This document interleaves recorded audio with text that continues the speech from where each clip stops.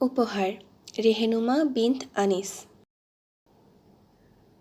উপহার পেতে কার না ভালো লাগে, কিন্তু উপহার দেওয়ার যে আনন্দ সেটা উপহার পাবার আনন্দের চেয়ে শত না হাজার গুণ বেশি।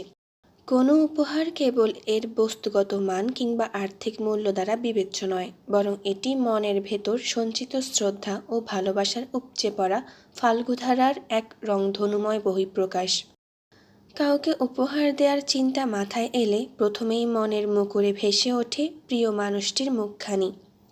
সেই চেহারার সাথে জড়িয়ে আছে কত স্মৃতি, কত ভালো লাগা, ভালোবাসা, সম্মান, শ্রদ্ধা। কাউকে উপহার দেয়া মানে তাকে নিয়ে ভাবা, তার পছন্দ অপছন্দ বিবেচনা করা, তার প্রয়োজন মাথায় রাখা, তার এক ফালি হাসির আশায় সময় ব্যয় করা, শ্রম দেওয়া। এই ভালোবাসাটুকুই উপহারের মূল উপজীব্য। সেজন্যই রাসূল সাল্লাল্লাহু আলাইহি সাল্লাম বেশি বেশি উপহার আদান প্রদান করার উপদেশ দিয়েছেন। কারণ এর মাধ্যমে পারস্পরিক সম্পর্কের বাগানে নিত্য ফুটতে থাকে রঙিন রঙিন ফুল। রাজা রাজরাদের উপহার উপঢৌকনের বর্ণাঢ্য কাহিনী পড়ে আমাদের ধারণা হয়ে গিয়েছে উপহার হতে হবে হিরে জহরত, মণিমুক্ত বা স্বর্ণখচিত পোশাকের মতোই মূল্যবান কিছু। কিন্তু ভালোবাসার মূল্য কি অর্থ দিয়ে মাপা যায়? আমরা যখন ছাত্রী ছিলাম তখন আমাদের কাছে বাবা মায়ের কষ্টার্জিত অর্থের মূল্য ছিল অনেক বেশি। আমরা খুব অল্প খরচে চলতাম, এর মধ্যেই সবাই মিলে আনন্দ করতাম, উপহার দিতাম। প্রায় আমরা একে অপরকে বাগানের ফুল, ফুল দিয়ে গাঁথা মালা, কার্ড, স্টিকার, কলম, নোটবুক বা বই উপহার দিতাম। এর মূল্য ছিল বাহ্যত অল্প, কিন্তু এর পিছনে ভালোবাসার বহিঃপ্রকাশ কিংবা এর থেকে লব্ধ আনন্দের পরিমাণ কিছুতেই স্বল্প ছিল না। অনেক উপহার আছে যা আমরা উপহার হিসেবে বিবেচনাই করি না, অথচ এগুলো অমূল্য। আমরা তখন চট্টগ্রাম কলেজের ছাত্রী। ছোটি আর আমি কোনো কাজে পার্সিবাল হিলে গেলে এক মুদি দোকানে দাঁড়িয়ে এক বোতল কোক কিনে দুজনে মিলে শেয়ার করে খেতাম।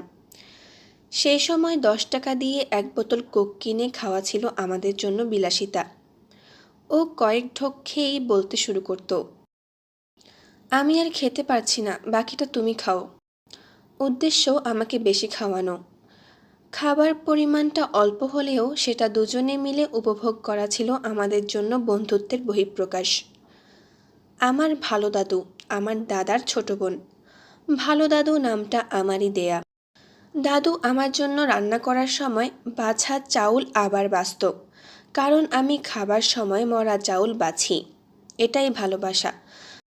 20 বছর পর আবার আমেরিকায় বান্ধবী মমির সাথে দেখা।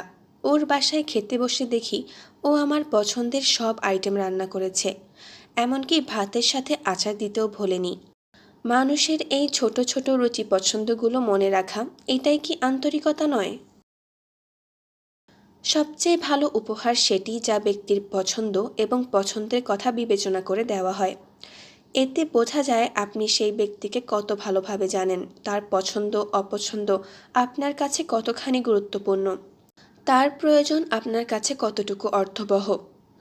প্রচুর মূল্য দিয়ে কিছু কিনে দেওয়ার তুলনায় ব্যক্তির পছন্দনীয় বা প্রয়োজনীয় বস্তুটি তাকে উপহার দেওয়া অনেক বেশি আবেগীয় মূল্য সম্পন্ন। তাই সবচেয়ে সুন্দর উপহার তারাই দিতে পারেন যারা সবচেয়ে বেশি আন্তরিকতাপূর্ণ। অবশ্য এক্ষেত্রে উপহার গ্রহীতার সাথে উপহারদাতার সম্পর্কের মাত্রাটাও একটা বড় বিবেচ্য বিষয়। আপনি তাকে ততখানি ভালো জানবেন যতখানি আপনি তার সাথে মেশার সুযোগ পাবেন। আমি সবসময় মনে রাখার চেষ্টা করি কার কোন উপহারে আমি আপ্লুত হয়েছিলাম, যে অনুভূতি আমাকে আচ্ছন্ন করে রেখেছিল দীর্ঘ সময়। পরে কাউকে উপহার দেওয়ার সময় এই স্মৃতিগুলো কাজে লাগে। যেমন বান্ধবী সিমিন আমাকে বিয়ের সময় একটি বেডসাইড ল্যাম্প উপহার দিয়েছিল। পরে ওকে বকা দিলাম, তোমাদের না বলেছি বিয়েতে কেউ কিছু না দিতে? ও বলল, শোনো, জিনিসটার দাম অল্প, কিন্তু এর পেছনে আমার একটা বিশেষ উদ্দেশ্য আছে। কর্মব্যস্ত দিনের শেষে তুমি ঘুমাতে যাবার আগে শেষ কি কাজটা করবে বলো তো? বেডসাইড ল্যাম্পটা নিভাবে। তখনই তোমার আমার কথা মনে পড়বে। তোমাকে এই উপহারটা দেওয়ার উদ্দেশ্য যেন প্রতিদিন ঘুমোতে যাবার আগে তোমার আমার কথা মনে পড়ে। আমি যেন তোমার দিন শেষের প্রার্থনার অংশ হতে পারি। কিছু কিছু উপহারের আর্থিক মূল্যের চেয়ে আবেগীয় মূল্য অনেক বেশি। 1971 সাল, চারিদিকে মুহুর্মুহু বোমা বর্ষিত হচ্ছে। এর মধ্যে চট্টগ্রামের এক বাড়িতে সিঁড়ির নিচে আশ্রয় নিয়ে বিয়ে পড়ানো হচ্ছে আমার বাবা মায়ের। ষোড়শী বধূটির মন খারাপ, যুদ্ধের বাজারে কোথাও টিকলি পাওয়া যায়নি।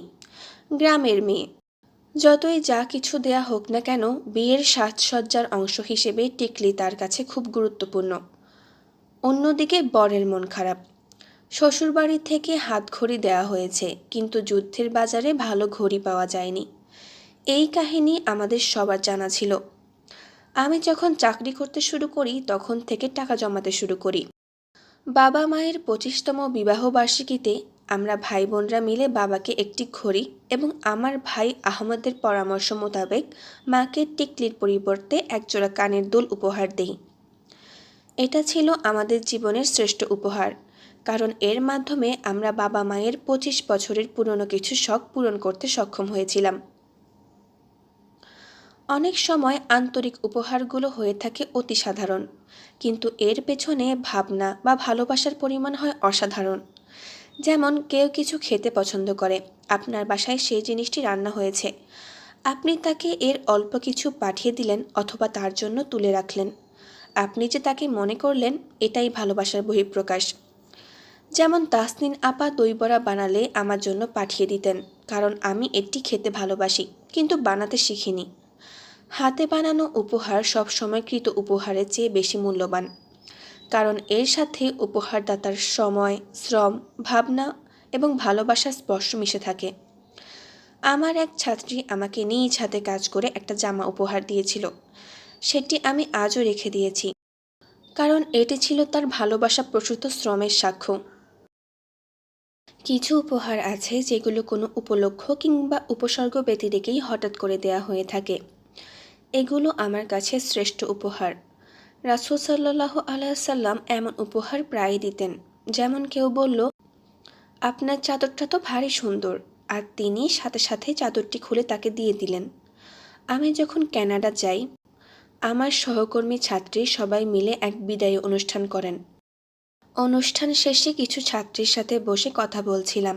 হঠাৎ আমার ছাত্রী সালেহা নিজের জামা থেকে ব্রুজটা খুলে আমাকে পরিয়ে দিয়ে বলল, এটা ওখানেই বেশি ভালো মানাচ্ছে। কোনো আনুষ্ঠানিকতা নয়, বাহুল্য নয়, স্পার অফ দ্য মোমেন্ট যাকে বলে। কিন্তু ওই ব্রুজটা দেখলেই ওর কথা মনে হয়। জেগে ওঠে অনেক আনন্দ, বেদনা আর ভালোবাসার স্মৃতি। কানাডা থেকে চলে আসার সময় আমাদের হাসি খুশি হাসি ভাবি এক দাওয়াতে আমাকে দেখে বললেন, ভাবি, আপনি এই জামাটা আর পরবেন না, বাসায় গিয়ে এটা খুলে রাখবেন, এরপর আমাকে দিয়ে যাবেন। ভাবির এই আন্তরিকতাপূর্ণ আবদার আমার কী যে ভালো লাগলো। আমি জামাটা ধুয়ে ইস্ত্রি করে ভাবিকে পৌঁছে দিয়ে এলাম। ভালো লাগা, ভালোবাসার কথা এতটা হৃদ্যতার সাথে কজন বলতে পারে। উপহার দাতার সাথে পরিচিতির ক্ষেত্রে দূরত্ব থাকলে অনেক সময় উপহার নির্বাচন করা কঠিন হয়ে পড়ে।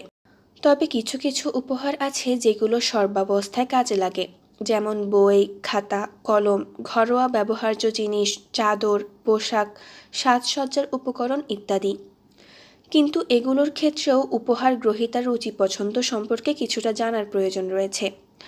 যেমন যিনি বিজ্ঞান পছন্দ করেন তাকে আপনি উপন্যাস ধরিয়ে দিলে তিনি খুব একটা আনন্দিত না হতে পারেন। আবার কেউ কেউ পোশাক বা সাজসজ্জার ব্যাপারে সংবেদনশীল হতে পারে। তখন এই উপহার তাকে আনন্দ দেওয়ার পরিবর্তে বিব্রত করতে পারে, এমনকি বিরক্তির উদ্রেক করতে পারে। তবে কিছু কিছু জিনিস পারতপক্ষে উপহার হিসেবে দেওয়া উচিত নয় যদি না সেই ব্যক্তি উপস্থিত থাকে। যেমন জুতো।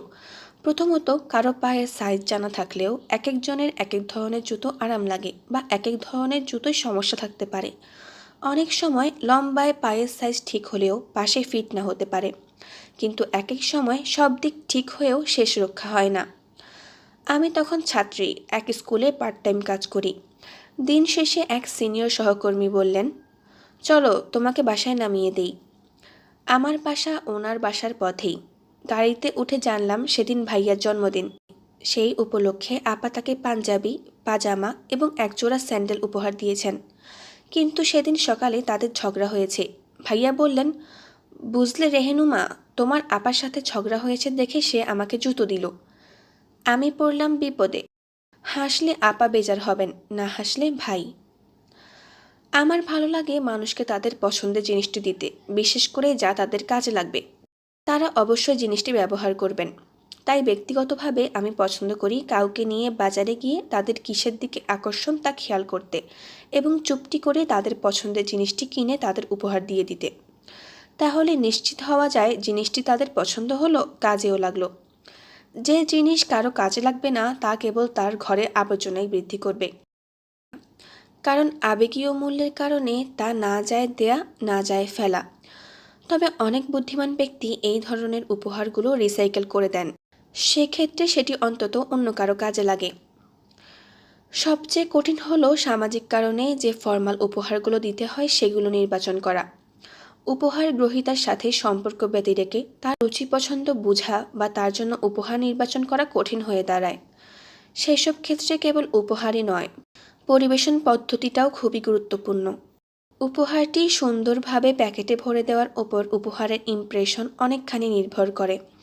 তবে উপহার যাই হোক না কেন, এর সাথে একগুচ্ছ ফুল কিন্তু চমৎকারভাবে পরিবেশনাকে প্রভাবিত করতে পারে।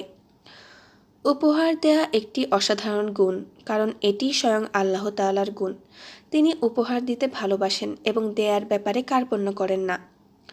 আমাদের এই শরীর, এই চোখজোড়া, এই কান দুটো, এই ঠোঁট, জিহ্বা, স্বর, হাত পা, সুস্থতা, পরিবার, পরিবেশ, পরিস্থিতি সবই আল্লাহর প্রদত্ত উপহার। তিনি পছন্দ করেন তার বান্দারা তার গুণাবলী অনুসরণ করবে, যদিও বা তা হয় অত্যন্ত ক্ষুদ্র মাপে। কিন্তু নানান কারণে আমাদের মাঝে উপহার দেওয়ার প্রচলন হ্রাস পাচ্ছে। আর্থসামাজিক কারণে তো বটেই, আমাদের চিন্তা চেতনার পরিবর্তনও এর জন্য বহুলাংশে দায়ী। আমরা নিজেদের জীবন প্রণালী এতখানি বিলাসবহুল করে ফেলেছি যে নিজেদের খরচ কুলিয়ে ওঠাই দায় হয়ে পড়েছে। অন্যের জন্য ব্যয় করার সুযোগ কোথায়?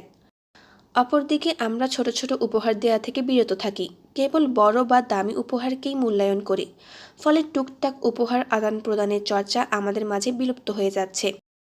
ব্যবহৃত জিনিস এখন আর উপহার হিসেবে প্রযোজ্য নয়, এমনকি অব্যবহৃত জিনিস রিসাইকেল করলেও আমরা ভালো মনে করি না।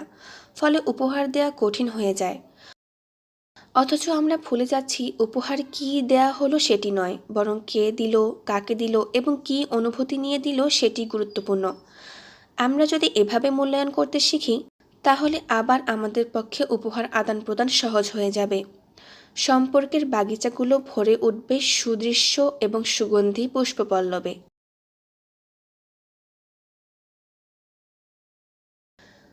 রৌদ্রময়ী বইয়ের পঞ্চম গল্প এখানেই শেষ হলো। বাকি গল্পগুলো শোনার আমন্ত্রণ জানিয়ে আজকে এখানেই শেষ করছি। আল্লাহ হাফেজ।